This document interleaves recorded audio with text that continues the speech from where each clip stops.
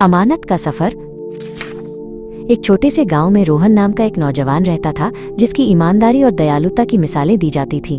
वो हमेशा दूसरों की मदद के लिए तैयार रहता था, चाहे वो कितना भी मुश्किल काम क्यों ना हो। एक दिन एक रहस्यमयी बूढ़ी औरत उसके पास आई जिसका चेहरा एक घूंघट से ढका हुआ था। उसने रोहन को एक छोटा सीलबंद बक्सा दिया और कहा, इस बक्से को तुम शहर में एक खास पते पर पहुंचा देना। ये एक बहुत ही जरूरी अमानत है। एक वादा करो, बूढ़ी औरत ने कहा, कि तुम इस बक्से को कभी नहीं खोलोगे, चाहे कुछ भी हो जाए। रोहन ने बिना सोचे समझे वादा कर दिया। बूढ़ी औरत ने उसे यात्रा के लिए कुछ पैसे दिए जो बहुत कम थे। रोहन ने अपनी यात्रा शुरू की। रास्ते में उसे एक भूखा बच्चा मिला।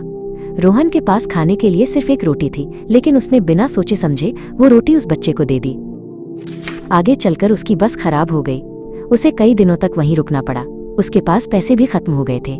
उसने सोचा कि शायद बक्से में कुछ कीमती हो, लेकिन उसे अपना वादा याद आया। रोहन ने सब्र रखा और इंतजार किया।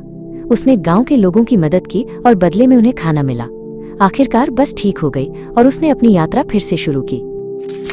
कई दिनों की यात्रा के बाद वो आखिरकार शहर पहुंचा।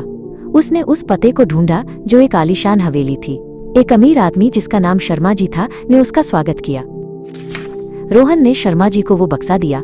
शर्मा जी ने उसे खोला और अंदर कोई खजाना नहीं था, बल्कि कुछ पुराने खत और एक चाबी थी। शर्मा जी की आंखों में आंसू आ गए। शर्मा जी ने रोहन को बताया कि वो बूढ़ी औरत उनकी माँ थी जो सालों पहले उनसे बिछड़ गई थी। उन्होंने रोहन की ईमानदारी, सब्र और दयालुता को परखने के लिए ये सब किया था।